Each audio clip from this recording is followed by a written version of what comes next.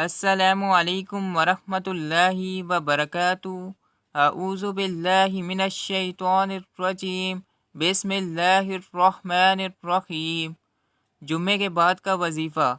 حضرت ابن عباس رضی اللہ عنہ سے مروی ہے کہ رسول اکرم صلی اللہ علیہ وسلم نے فرمایا، جو جمعے کے بعد 100 مرتبہ سبحان اللہ العظیم وبحمدہ سبحان اللہ العظیم وبحمدہ سبحان اللہ العظیم وبحمدہ پڑھے گا، اس کے 1,00,000 اور اس کے والدین کے 20,000 گناہ معاف ہو جائیں گے۔